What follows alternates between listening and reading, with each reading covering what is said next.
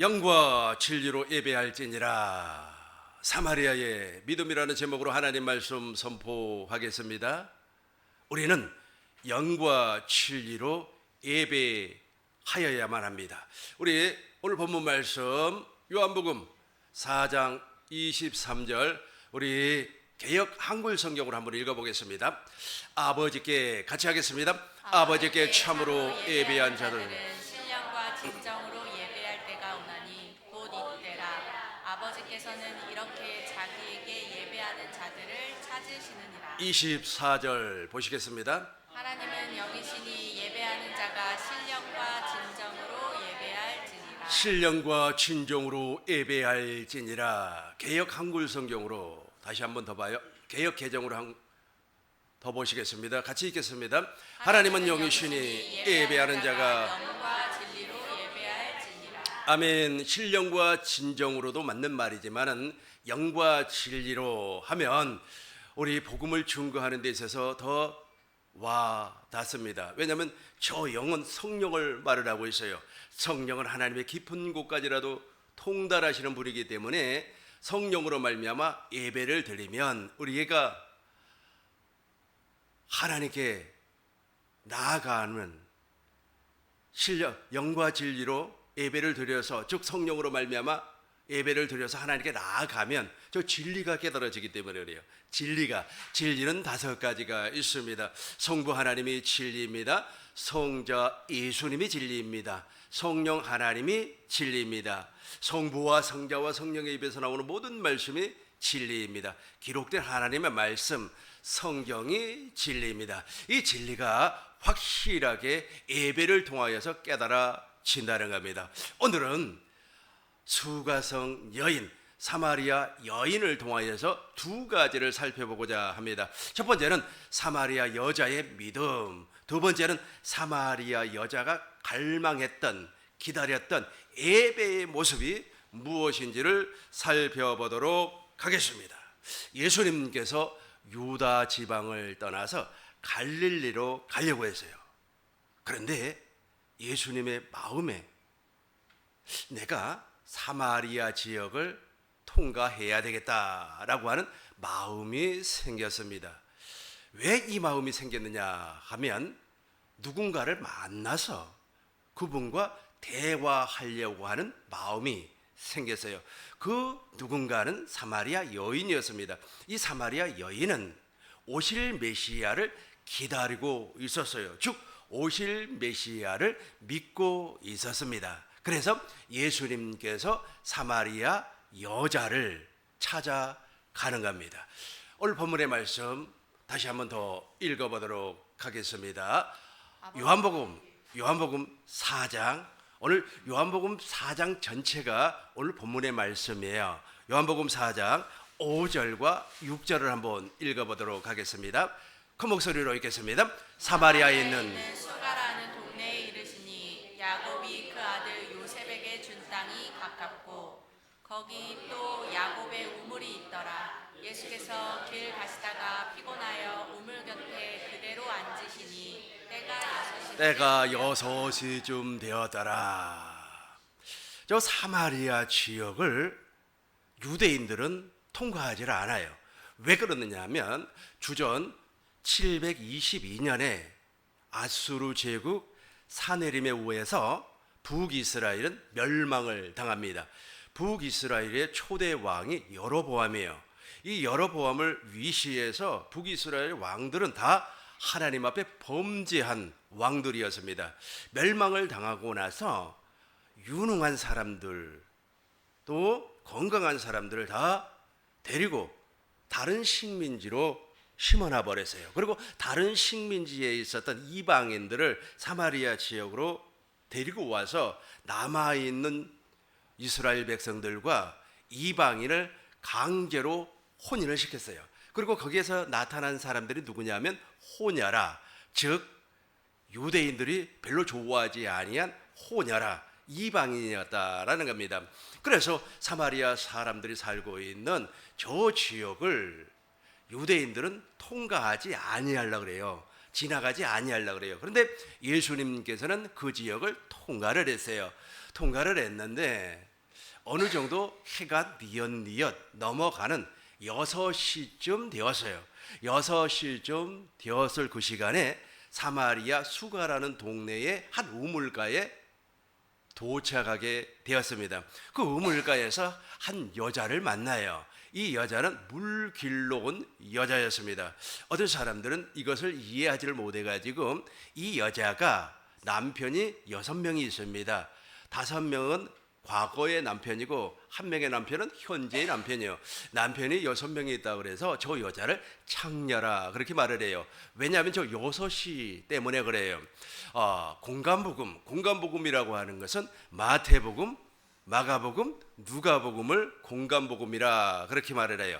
그래서 공간복음에는 히브리 시간으로 기록이 되어 있어요. 그래서 6시라고 하는 것은 12시를 이야기하고 있습니다. 왜냐하면 로마 시간과 히브리 시간이 6시간 차이가 나기 때문에 그렇습니다. 그래서 6시 더하기 6을 하면 12시가 되는 거예요. 그래서 12시에 저 여인이 우물가에 물을 길러 나왔다. 그래서 창녀라고 그렇게 이야기를 하는 겁니다. 그러나 요한복음은 로마 시간으로 기록이 되어 있어요. 그래서 우리가 지금 읽고 있는 밑에만 한번 봐봐요. 때가 6시쯤 그대로 6시예요. 저녁 6시입니다. 오늘날 시간과 똑같아요. 로마 시간이기 때문에 그 로마 시간이 이제 유럽을 통하여서 또 아메리카를 통하여서 오늘날 우리에게까지 온 시간 아니겠습니까? 그래서 저녁 6시 해가 뉘엿뉘엿 넘어갈 그 6시 예수님께서는 그 사마리아 지역을 통과하면서 엄청나게 피곤해 있었어요. 그 여인과 이제 만나는 겁니다. 만나서 무슨 대화를 나누는지 7절부터 보시겠습니다. 사마리아 같이 읽겠습니다. 사마리아 여자 한 사람이 물을 기르러 왔음에 예수께서 물을 좀 달라 하시니 8절입니다. 이는 제자들이 먹을 것을 사러 그 동네에 들어갔음이러라. 9절입니다. 사마리아 여자가 이르되 당신은 유대인으로서 어찌하여 사마리아 여자인 나에게 물을 달라 하나이까. 아멘. 사마리아 여자가 말을 했어요. 사마리아 여자가 말을 했습니다. 당신은 예수님은 유대인으로서 어찌하여 사마리아 여자인 나에게 물을 달라 합니까? 아까 제가 역사적인 배경 설명했죠. 혼혈하였기 때문에 유대 사람들은 사람 취급을 하지 않았습니다. 남유다는 유다 지파와 베냐민 지파가 유다 왕국을 형성을 했고 나머지 10지파는 북이스라엘을 형성을 하였습니다. 북이스라엘은 아수르 제국을 통해서 멸망을 당하고 혼혈이 되어버렸어요. 그래서 남유다 사람들은 북이스라엘 사람들을 상종을 하지 아니에요. 이 말씀이에요. 다시 한번 읽겠습니다. 사마리아 여자가 이르되 당신은 유대인으로서 어찌하여 사마리아 여자인 나에게 물을 달라. 이는 유대인이 상종하지를 않아요. 아예 쳐다보지도 않고 말도 섞지도 않습니다. 10절 보시겠습니다. 10절입니다. 같이 하겠습니다. 예수께서 대답하여 이르시되 내가 만일 하나님의 선물과 또 내게 물 좀 달라 하는 이가 누구인 줄 알았더라면 내가 그에게 구하였을 것이요 그가 생수를 내게 주었으리라. 계속해서 11절입니다. 여자가 이르되 주여 물기를 그릇도 없고 이 물은 깊은데 어디서 당신이 그 생수를 얻겠사옵나이까. 우리 주님께서 여자에게 당신을 소개를 해요. 나는 생수다 이거예요. 나는 생명수다. 예수님은 생수이고 예수님은 생명수입니다. 저와 여러분들이 바로 예수님을 마셔야 돼요. 예수님을 먹고 마셔야 됩니다. 예수님을 어떻게 먹고 마십니까? 먹는 것은 예수님의 입에서 나오는 로고스 말씀을 먹는 거고 저 생수는 성령을 이야기하고 있어요. 성령이 우리 안에서 기름 붓듯이 부어져야 돼요. 성령의 기름이 막 나에게서 막 부어져야만 합니다. 그러면 예수님의 생수를 먹고 마시는 거예요. 예수님을 먹고 예수님의 살과 피를 먹고 생수를 마시는 놀라운 일을 경험할 줄로 믿습니다. 당신을 이렇게 소개를 했어요. 그러니까 여자가 이렇게 말을 해요. 12절 보겠습니다. 12절 같이 읽겠습니다. 우리 조상 야곱이 이 물을 우리에게 주셨고 또 여기서 자기와 자기 아들들과 짐승이 다 마셨는데 당신이 야곱보다 더 크니까. 여기서 말하는 우리 조상은 북이스라엘 사람들을 이야기해요. 북이스라엘 사람들은 야곱의 우물을 제가 구약을 전공한 사람이에요. 그래서 구약에는 율법을 두 가지로 보고 있습니다.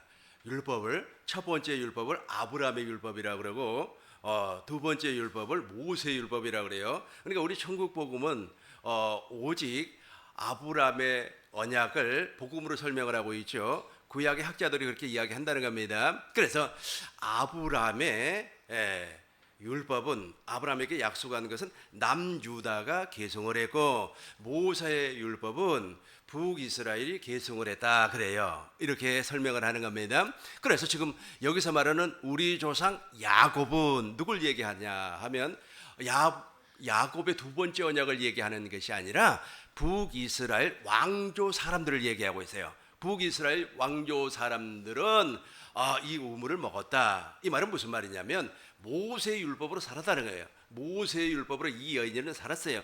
모세의 율법은 우리를 구원할 수가 없어요. 모세의 율법을 계속해서 먹으면은 갈증이 오는 거예요. 갈증이.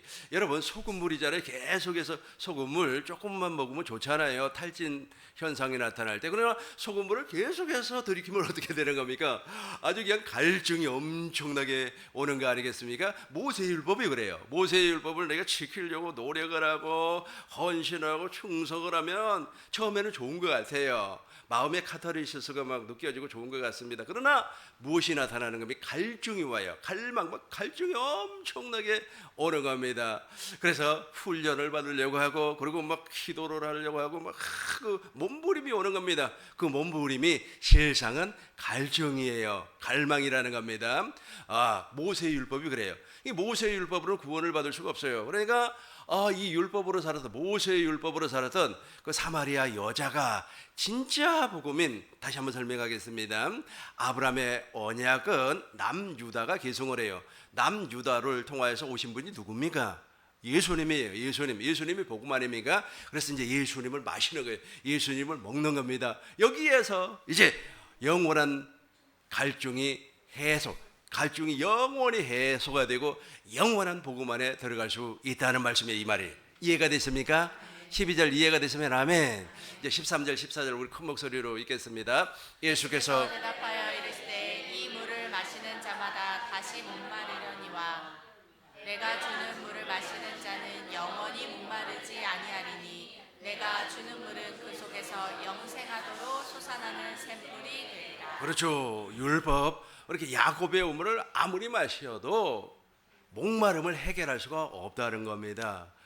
모세의 율법을 통하여서는 우리가 죄를 깨달을 뿐이지 우리 죄 사함을 줄 수는 없어요. 내가 죄인이구나 하는 것을 알기를 아는데 그 죄를 제거를 하고 하나님의 생명으로 거듭날 수는 없어요. 오직 예수님으로만 가능한 겁니다. 그래서 내가 주는 물을 우리 같이 하겠습니다. 내가 주는 물을 마시는 자는 영원히 목마르리니 내가 주는 물은 그 속에서 영생하도록 솟아나는 샘물이 그렇죠. 되리라. 지금 오실 메시아를 기다렸던 사마리아 여자가 저 물을 마시는 겁니다. 오실 메시아를 구약의 성도님들은 오실 메시아를 믿음으로 말미암아 구원을 받는 거예요. 그 가운데 한 분이 누구냐 하면 저분입니다. 바로 사마리아 여인. 저 사마리아 여자는 오실 메시아를 갈망하고 고대하고 기다리고 있어요. 오실 메시아를 알고 있었어요.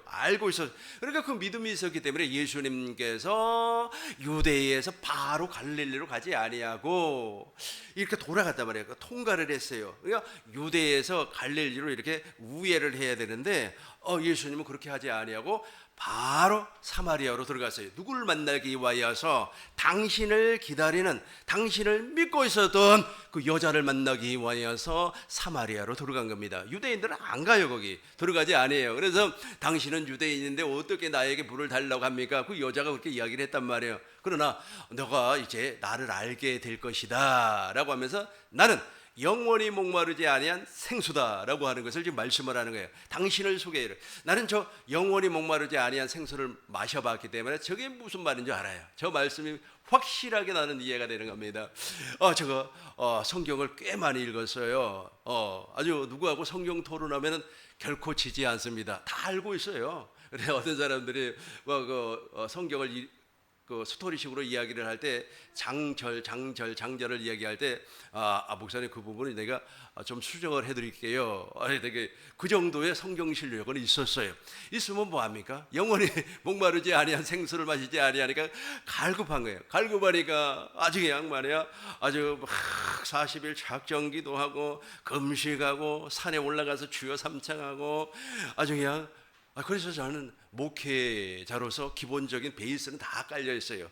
여러분 뭐 내가 기도회 한번 인도하면요 1시간 2시간 쉬지도 않고 해버립니다. 그게 다 돼 있어요. 그럼에도 불구하고 영원히 목마르지 아니한 생수를 마시지 아니했기 때문에 목이 마르는 거예요. 그래서 저분을 이제 실제로 만나고 나서 그 영원히 목마르지 아니한 생수를 마셔버리니까 너무너무 감사한 거예요. 너무 아주 영혼이 시원한 겁니다. 혹시 여러분 시골에 가면 그 산속에 있는 옹달샘 보셨습니까? 깊은 산속 옹달샘 누가 와서 먹나요? 그러잖아요. 내가 먹었다니까. 내가 먹었어요. 그 물맛이 엄청나게 시원합니다. 그래서 내 안에 계신 그리스도께서 그 생수를 계속해서 공급해 주니까 지치지가 않아요. 지치지도 아니하고 갈급하지도 아니하고 내가 말이야 내 힘으로 하나님의 일을 하는 것이 아니라 내 안에 계신 그리스도로 말미암아 하나님의 일을 하니까 너무너무 좋은 겁니다. 이 말이 이것을 지금 예수님이 누구에게 주려고 한다고요? 사마리아 여인. 오늘은 누구에게 주려고 하는 거예요? 그렇죠. 여러분에게 우리 꿈이 있는 교회 성도님들에게 이것을 주기 위하여서 오늘 주님께서 성령 안에서 그리스도 생명을 주시는 영으로 지금 여기에 와 계십니다. 여러분 심령 안에 계십니다. 여러분 영혼 안에 계십니다. 여러분 생활 안에 계십니다. 우리 하나님께서 확실하게 역사해 주실 줄로 믿습니다. 그러면서 이 여자의 믿음이 얼마나 큰지를 15절부터 보면 나와요. 15절 보겠습니다. 15절 여자가 이르되 주여 같이 읽겠습니다. 여자가 이르되 주여 그런 물을 내게 주사 목마르지도 않고 또 여기 물길로 오지도 않게 하옵소서. 그러니까 우리 주님이 내 남편을 데리고 와라. 16절 보겠어요. 16절 이르되 가서 내 남편을 불러와라 그래요. 그러니까 16절 여자가 말을 했습니다. 이르되 나는 남편이 없습니다. 그래 남편이 없어요. 예수님께서 말씀했습니다. 남편이 없다는 말이 맞다. 이제 18절 우리 큰 목소리로 읽겠습니다. 너에게 남편이 5이 있었고 지금 있는 자도 내 남편이 아니니 내 말이 참되도다. 이 여인이 목마른 가운데 있었음에도 불구하고 누구의 지금 믿음을 가지고 있었어요? 오실 메시아 아브라함과 이삭과 야곱과 맺었던 그 언약을 믿고 있었다는 거예요. 그것을 믿으니까 예수님이 찾아온 겁니다. 시민법 가운데 모세율법은 크게 3가지로 나누어집니다. 시민법, 도덕법, 제사법 이렇게 나누어져요. 이 시민법 가운데 계대결혼법이라고 하는 것이 있어요. 이 계대결혼법이라고 하는 것은 어떤 여자가 남자에게 시집을 갔습니다. 여기서 말하는 어떤 여자는 이스라엘 여자를 얘기해요. 어떤 여자가 남자에게 시집을 갔어요. 그런데 그 남자가 죽어버렸어요. 죽어버리면 이제 다른 데 시집가면 안 되고 그 남자의 동생에게 시집을 또 가는 겁니다. 이렇게 해서 계속해서 이제 또 그 동생도 죽어버리면 또 가는 거예요. 무엇을 얻을 때까지? 씨를 얻을 때까지. 여기서 씨라고 하는 것은 남자아이를 낳을 때까지를 얘기하는 겁니다. 여자아이를 낳는 것이 아니고 남자아이를 낳을 때까지. 왜 이렇게 하나님께서 계대결혼법, 즉 시형제 결혼법을 만들었는가? 이걸 시민법이라고 하는 거예요. 바로 메시아가 이 땅에 말씀이 육신이 돼서 오시는 그 길을 끊어지지 아니하게 하기 위하여서 이 결혼법을 만들었습니다. 신명기 25장 5절을 보겠습니다. 우리 같이 한번 읽어보도록 하겠습니다. 형제들이 함께 사는데 같이 시작.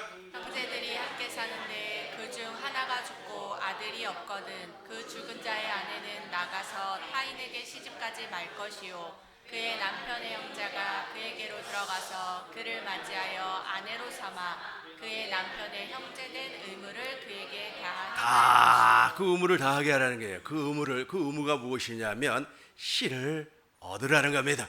그러니까 참 우리나라 조선시대하고 비슷하죠. 그 우리나라 조선시대는 가문의 대를 잇기 위하여서 본부인이 아이를 못 낳으면 남자아이를 못 낳으면은 또 무엇을 얻습니까? 뭐 처벌 얻고 뭐 그러지 않습니까? 가문을 잇기 위해서. 여기에서 말하는 것은 그게 아니고, 이 시형제 계로법은 그게 아니고 메시아의 길을 예비하기 위해서, 메시아의 길이 끊어지지 않게 하기 위해서 이 제도를 운영을 하였다는 겁니다. 그래서 이 사람은, 이 여자는, 사마리아 여자는 철저하게 하나님의 약속을, 즉 오실 메시아를 믿었기 때문에 이 일을 아멘하고 순종을 했어요. 그래서 첫 번째 남편하고 결혼을 했어요. 근데 이제 첫 번째 남편이 죽어버렸습니다. 씨를 주지 아니하고, 특별히 남자를 주지 아니하고 여자를 아마 낳았을 수도 있어요. 두 번째 남편도 마찬가지, 세 번째 마찬가지, 네 번째 마찬가지, 다섯 번째도 아주 나에게 남자아이를 주지 아니하고 죽어버렸어요. 그러니까 현재 살고 있는 이 여섯 번째 남편도 나에게 남자아이를 주지를 아니했어요. 그러니까 남편 다섯이 있었고, 지금 남편도 사실은 내 남편이 아니에요. 이거 엄청난 영적인 비밀이 있어요. 영적인 비밀은 무엇이냐 하면 예수님이 신랑이 되는 거고, 우리는 저 사마리아 여인처럼 신부가 되는 겁니다. 신랑과 신부가 이렇게 혼인을 해요. 혼인을 하면 무엇이 나오는 겁니까? 생명이 나와요. 이 생명이 누구의 생명? 하나님의 생명이요. 하나님의 생명. 호세아서 2장 20절 보겠습니다. 진실함으로 내게 장가들, 같이 하겠어요? 진실함으로 내게 장가들리니, 내가 여호와를 알리라. 진실함으로 내게 장가들리니. 그러니까 하나님 아버지께서 이스라엘과 결혼을 했어요. 그러나 이 결혼은 다 파기가 돼버렸죠. 그러고 나서 이제 예수님께서 말씀이 육신이 되어서 우리에게 오는 거예요. 우리에게 와서 우리와 혼인을 하는 겁니다. 우리는 어떤 사람이에요? 물과 성령으로 거듭난 사람이, 이걸 교회라고 하는 거예요. 하나님의 소원이 이루어졌어요. 이 땅에 교회를 세우는 것이 하나님의 소원입니다. 머리 대신 예수님과 한 몸이 되었어요. 교회가 되었습니다. 남편과 신랑 관계가 되었어요. 이때 나타나는 것이 바로 열매예요. 열매. 이 열매는 어떤 열매입니까? 하나님의 생명으로 거듭난 사람을 이야기하고 있습니다. 그래서 저와 여러분들은 지금 무슨 일을 하고 있습니까? 하나님의 일. 그러니까 하나님의 일 가운데 최고로 큰 일이 바로 자녀를 낳는 거예요. 열매를 맺는 거예요. 그래서 좋은 땅에 뿌려졌다고 하는 것은 30배, 60배, 100배로 결실하는 겁니다. 이걸 멸류관이라고 하는 겁니다. 저와 여러분들이 자녀를 한 명 낳으면 멸류관 하나를 이렇게 쓰는 거예요. 멸류관이라고 하니까 이렇게 신라 시대 왕들이 쓰고 다니는 그 왕관을 얘기하는 것이 아니고, 하나님께서 우리에게 주시는 상급이 높아진다는 겁니다. 그래서 상급이 계속해서 쌓아지면 우리가 첫째 부활에 참여해서 그리스도와 더불어서 왕 노릇하는 거예요. 왕이 되는 겁니다. 왕이. 엄청난 일 아니겠습니까? 그런데 그 일을 알고 기다렸던 사람이 누구라고요? 사마리아 여자. 다시 한번 보겠습니다. 신명기 25장 8절부터 봐요. 8절부터. 근데 저 일을 안 하는 사람이 있어요. 나는 말이야 우리 형수가 마음에 안 들어. 우리 형수가 말이야 이상하게 생겨서, 못생겨서 라고 해가지고 마음에 안 들어. 그래서 결혼을 안 했어요. 안 하고 다른 여자하고 결혼을 해버리면 이 사람은 이제 기업 부르기를 하지 아니한 사람이에요. 그래서 장로를 불러가지고 이제 이 사람이 말이야 나를 받아들이지 아니한다, 이 남편의 씨를 나에게 주지 아니한다 라고 하면은 말이야 그 사람을 동네에다가 딱 세워놓고, 성읍에다가 딱 세워놓고 말이야 아주 그냥 침을 뱉어버리고 말이야 신발을 벗겨버려요. 너는 말이야 이스라엘의 자격이 없는 사람이다. 너는 이스라엘의 기업을 물려받을 자격이 없는 사람이다. 그렇게 이야기를 해요. 8절 한번 읽어보겠습니다. 그 성읍 장로들은 그를 불러다가 말할 것이며, 그가 이미 정한 뜻대로 말하기를 내가 그 여자를 맞이하기를 즐겨하지 아니하노라 하면. 그렇죠. 계속해서 큰 목소리로 읽겠습니다. 그의 형제의 아내가 장로들 앞에서 그에게 나아가서 그의 발에서 신을 벗기고 그의 얼굴에 침을 뱉으며 이르기를 그의 형제의 집을 세우기를 즐겨하지 아니하는 자에게는 이같이 할 것이라 하고. 그러고 나서 10절에 보세요. 이스라엘 중에서 그의 이름을 신벗김 받은 자의 집이라. 너는 권리가 없다는 거예요. 너는 권리가 없다. 오늘날로 와서 설명을 하자면 너가 아무리 말이야 충성을 하고 아무리 헌신을 하고 아무리 기도를 말이야 200시간 300시간 한다고 할지라도 기업무르기 즉 오실 메시아가 복음이고 오신 메시아는 그 예수님이에요. 그 예수님도 복음 아닙니까? 복음을 받아들이지 아니하고 복음으로 말미암아 거듭나지 아니하면 너는 기업 무르기 하는 사람이 아니에요. 그러니까 하나님의 나라를 유업으로 받을 수가 없다는 겁니다. 누구와 같이 우리는 하나님의 나라를 유업으로 받습니까? 이삭과 같이 하나님의 나라를 유업으로 받는 거예요. 근데 너는 자격 없어 라고 우리 주님께서 지금도 말씀하고 있다는 겁니다. 계속해서 보시면 이제 21, 올 본문의 말씀부터 보겠습니다. 올 본문의 말씀입니다. 21절부터 봐요. 21절부터 예수께서 이르시되 여자여, 우리 큰 목소리로 읽겠습니다. 예수께서 이르시되 여자여 내 말을 믿으라. 이 산에서도 말고 예루살렘에서도 말고 너희가 아버지께 예배할 때가 이르리라. 아멘. 저 여인이 이제 확실하게 알아버렸어요. 오실 메시아가 바로 이분이구나 라고 하는 것을 알았어요. 당신은 그리스도, 당신은 선지자 아닙니까? 라고 하는 고백을 하면서 이분이 바로 구약에서 말씀하신 오실 메시아, 지금 오신 메시아로 지금 영접하고 있지 않습니까? 그러면서 이제 당신의 이야기를 하는 거예요. 우리는 북이스라엘 사람으로서 말이야 이 산에서 예배를 드렸는데 당신은 유대인으로서 어디에서 예배를 드립니까? 여기서부터 아주 중요한 말씀이 나와요. 역사적인 배경을 간단하게 설명을 하도록 하겠습니다. 북이스라엘과 남유다가 이렇게 나누어져 버려요. 솔로몬 왕 이후에 북이스라엘은 여로보암이라고 하는 사람이 왕위에 딱 앉아요. 그러고 나서 남유다는 이제 르호보암이라고 하는 사람이 왕 위에 앉아요. 그리고 르호보암은 예루살렘에 있는 솔로몬 성전을 중심으로 해서 예배를 드린단 말이에요. 남유다 사람들은. 근데 북이스라엘 사람들은 예배 드릴 곳이 없어요. 그러니까 밑으로 남쪽으로 내려가서 이제 예루살렘에서 예배를 드리려고 해요. 그러니까 이제 그렇게 하지 마라. 내가 신당을 만들어 주마라고 해서 북이스라엘 왕 여로보암이 사마리아에다가 신당을 만들어요. 그리고 거기에서 예배를 드리라 그래요. 그 내용이 바로 왕상 12장 28절 봐요. 왕상 12장 28절 보겠습니다. 그리고 거기다 신당을 만들고 금송아지를 둬요. 그리고 금송아지가 여호와 하나님이니까 여기서 예배를 드리라. 이렇게 했단 말이에요. 한번 읽어보겠습니다. 이에 하고 두 금송아지를 만들고 무리에게 말하기를 너희가 다시는 예루살렘에 올라갈 것이 없도다. 이스라엘아, 이는 너희를 애굽 땅에서 인도하여 올린 너희의 신들이라 하고. 그렇죠. 저걸 섬기라는 겁니다.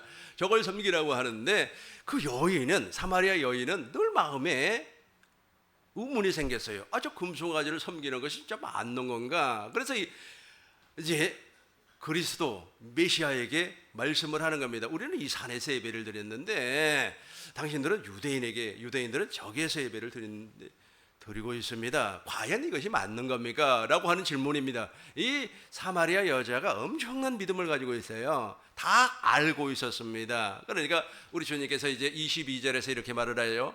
우리 같이 한번 읽어보겠습니다.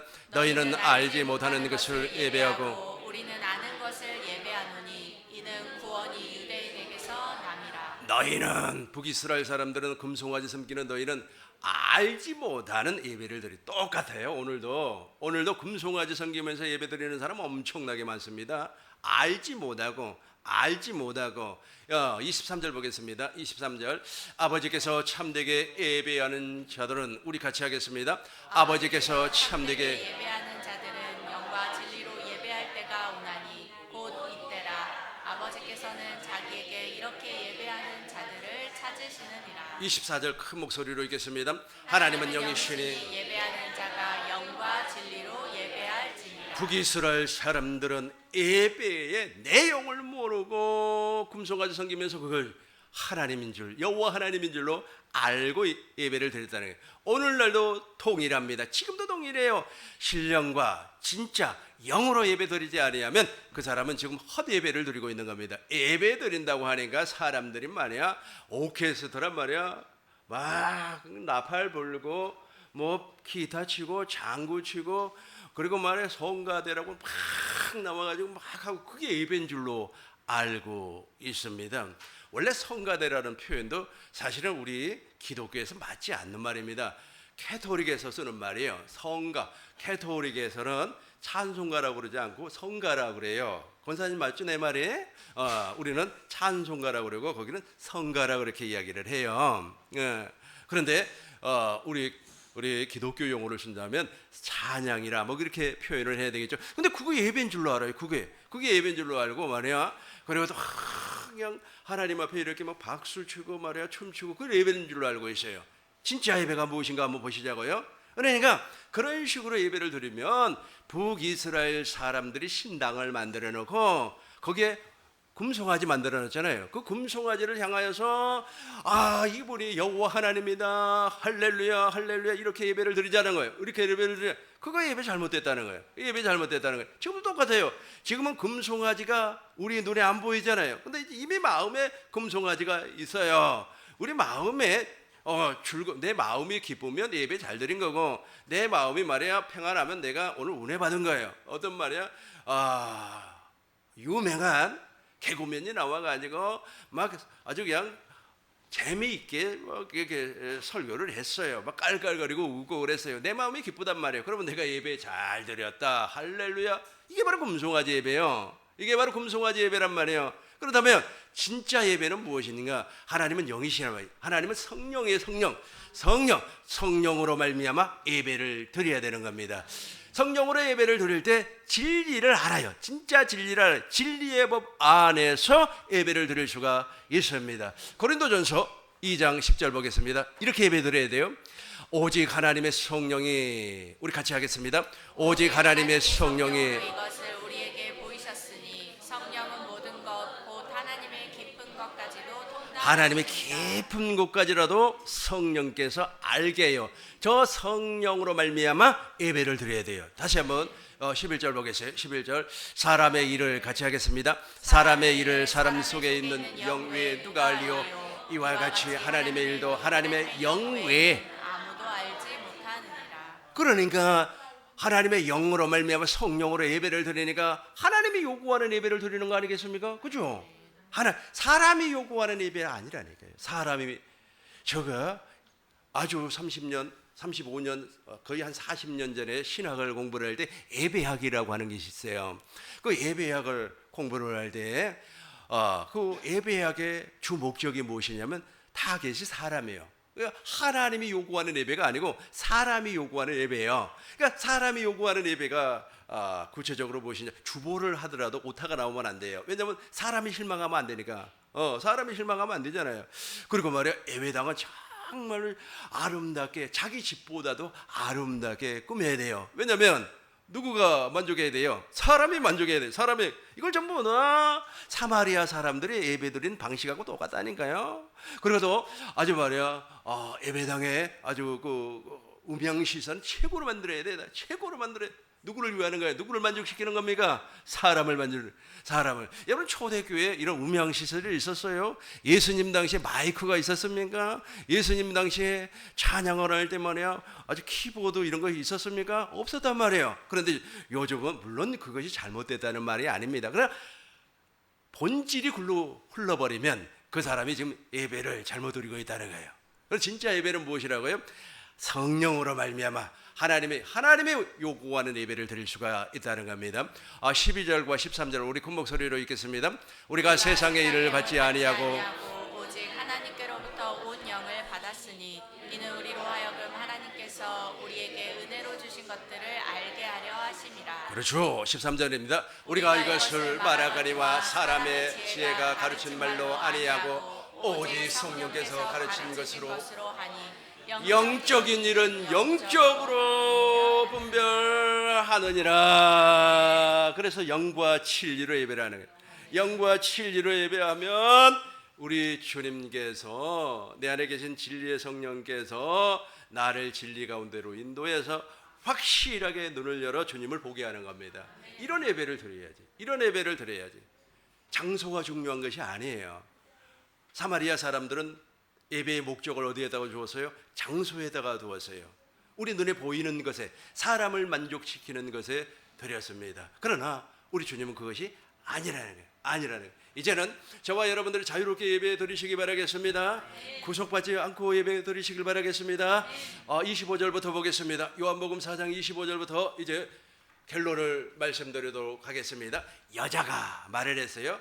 메시아 곧 그리스도라고 하는 사람이 오실 줄 내가 압니다. 그러니까 엄청난 믿음을 가지고 있어요. 오실 메시아를 알고 있었고 그분이 그리스도로 나에게 온다고 하는 사실을 알고 있었죠. 그 믿음이 있었기 때문에 예수님이 찾아간 겁니다.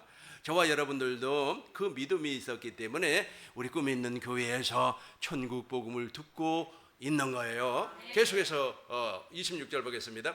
예수께서 이르시되, 네가 말하는 내가 그렇죠, 네가 말하고 있는 구약의 메시아가 바로 나다. 나를 영접해라. 내 안으로 들어와라. 그러면 너는 교회가 될 것이다.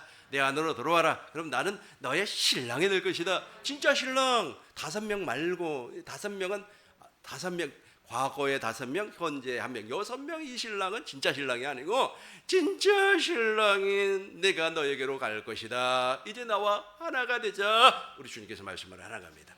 자, 27절부터 이제 읽겠습니다. 이때 제자들이 돌아와서 예수께서 여자와 말씀하시는 것을 이상히 여겼으나 무엇을 구하시나이까 어찌하여 그와 말씀하시나이까 묻는 자가 없더라. 아멘. 제자들보다도 저 여자의 믿음이 더 위대해요. 제자들보다도. 제자들은 언제 신앙 고백을 해요?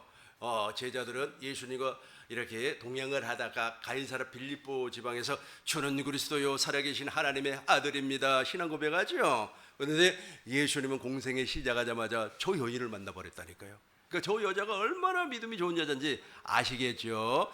28절과 30절 우리 큰 목소리로 읽겠습니다. 여자가 물동이를 버려두고 동네로 들어가서 사람들에게 이르되 나의 행한 모든 일을 내게 말한 사람을 와서 보라. 이는 그리스도가 아니냐 하니 그들이 동네에서 나와 예수께로 오더라. 그렇죠. 저분의 믿음이 확실하게 사람들에게 이제 보여졌어요. 사랑을 공급하는 사람이 되었습니다. 그래서 저 여인의 믿음을 통하여서 이제 저 마을에 있는 사람들이 구원을 받아요. 아마 저 마을에 있는 사람들이 몇 명이 될지는 모르겠습니다만은 오순절 성령 강림 사건을 통하여서 120명에게 성령이 임했죠. 아마 저 마을에 있는 사람들 가운데 대부분이 그 120명 안에 들어갔으리라고 나는 확신합니다. 우리 꿈이 있는 교회 모든 성도님들도 신랑 되신 주님과 한 몸이 되어서 그 신랑이 주는 생명, 쓰이는 생명입니다. 신랑이 주시는 그 생명으로 말미암아 내가 잉태를 하고 그 잉태하는 것이 출산이 되어서 많은 열매를 맺어 나가시길 주의 이름으로 축원합니다. 고로 멸류관을 많이 받아서 천국 첫째 부활에 참여하여서 주님과 더불어서 영원히 왕노릇하시길 주의 이름으로 축원합니다. 주의 이름으로 축원합니다. 기도하겠습니다.